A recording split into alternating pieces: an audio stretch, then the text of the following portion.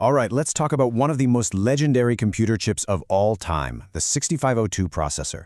I mean, this little thing was the brains behind giants like the Apple II, the Commodore 64, the Nintendo Entertainment System, you name it. But what if I told you that this chip had a secret life, a hidden language that its own creators never even intended for it to have? Well, today we're going looking for the ghosts in the machine. And that's really the big question here, isn't it? We think of computer chips as these perfectly logical, predictable things that only do exactly what they're told. But the 6502, well, it kind of had a mind of its own. It had this entire set of hidden abilities just waiting, lurking right under the surface for someone to find them. 105. That's the number. That's how many secret commands, or opcodes, were eventually discovered on the 6502. You see, out of 256 possible instructions, only 151 were ever officially documented. That left over 100 of these little ghosts floating around in the machine, commands that, according to the manual, just didn't exist. So you've got to be asking, how is that even possible, right? How can a chip just have extra commands? Well, to get that, we need to dive into the secret language and figure out exactly where these mysterious instructions came from. Okay, so first things first, a real quick primer. An opcode is basically just a command for the processor. If you think of programming like you're writing sentences, then the opcodes are the verbs. Things like load this, store that, add these numbers together, jump over there. They are the absolute most basic actions the chip can perform. And here's the crucial difference. The 151 official instructions, those were all designed on purpose. But the 105 unofficial ones, they were something else entirely. They weren't bugs in the software. They were more like physical accidents, unintended side effects of how the circuits were literally laid out on the silicon. See, when you fed the chip into legal command, it didn't always just crash. Sometimes the electricity would just find a new, weird, unexpected path to take, and that would produce a bizarre but totally repeatable result. And this is where things get really cool. You have to remember, programmers back in the 8-bit era were obsessed with efficiency. I mean, they had to squeeze every single drop of performance out of this hardware. So when they figured out that some of these illegal opcodes were actually super useful, they started using them as these powerful but, very risky shortcuts. So for instance, let's say you're a programmer and you want to load the exact same piece of data into two different temporary storage spots on the chip, the accumulator and the X register. Normally, that's two separate instructions. First, you load the accumulator, then you load the X register. 2 steps, 2 commands, simple enough.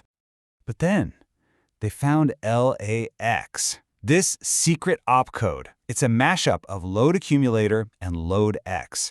It did both of those jobs in a single step. And you can see right away why this was such a huge deal. In a world where every single byte of memory and every clock cycle was precious, a shortcut like this was pure gold. And LAX wasn't just a one-off fluke. Oh no, programmers started finding a whole family of these combo opcodes. You had instructions like ASO and RLA that would mash up basic data shuffling operations with logical ones. It was like they had discovered this secret toolkit of super efficient, super powerful, and completely unsupported commands. But not all of these secret opcodes were these neat, tidy little shortcuts. Some of them were just weird. I mean, so strange and convoluted that they basically defied all logic. And hey, that's not just me saying that. The programmers who first started documenting all of this stuff were often just completely stumped. In fact, one of the original researchers wrote this about a particularly odd set of commands, and I quote, "The author has no explanation for the complexity of these instructions." Even the experts couldn't make sense of them. I mean, just look at these. The TAS opcode, for example, it does this whole cascade of totally unrelated things. It ANDs 2 registers together, moves that result to a totally different spot called the stack pointer, then it ANDs that with a piece of a memory address before it finally stores it somewhere. It is a chaotic mess of an instruction born from just random electrical signals crossing paths on the chip. And it got even worse. Some of these opcodes were totally unstable. Their behavior would actually change depending on what machine you were running them on. This one, OAL, it worked one way on a Commodore 128, but if you tried to run it on a Commodore 64, its behavior was completely erratic, and it seemed to be influenced by what the video chip was doing at that exact moment. I mean, that just shows you how deeply tied these glitches were to the physical hardware itself. But out of all the secret commands they found, one of them was, by far, the most dramatic, the most final, and the most dangerous. This was a command that didn't do anything weird or combine instructions. It just stopped everything. Dead. They called it HLT for halt, and its purpose was brutally simple. It was a trapdoor. If your program executed this command, it would instantly crash the CPU. The program would just stop, no other commands would work, and the only way to get the machine back was a full-on hardware reset. It was a kill switch baked right into the silicon. And this wasn't just some single landmine you had to avoid. As you can see from this list, there were over a dozen different opcodes that all did the exact same thing: crash the chip. For those early programmers who were exploring this hidden world, it was an absolute minefield. One wrong step, and your machine was a paperweight until you hit that power switch. So, okay, this is a pretty wild story from the history of computing, right? But beyond just being a technical curiosity, why does any of this matter? What can we really learn from these ghosts in the machine? Well, what it all really comes down to is this. These undocumented opcodes were this incredibly rare glimpse into the boundary between the clean, perfect, abstract world of software and the messy, chaotic physical reality of hardware. They were proof that a chip isn't just some flawless logic engine. It's a physical thing, and sometimes the physics of it all creates behaviors that the logic never, ever intended.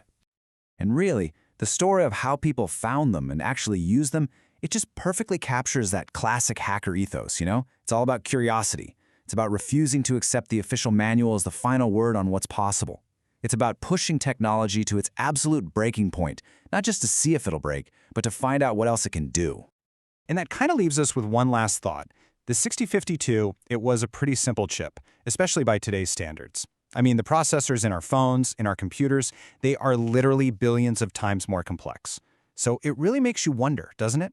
What undocumented behaviors, what clever shortcuts, and what hidden trapdoors are still lurking inside the technology we use every single day? What ghosts are still out there just waiting to be found?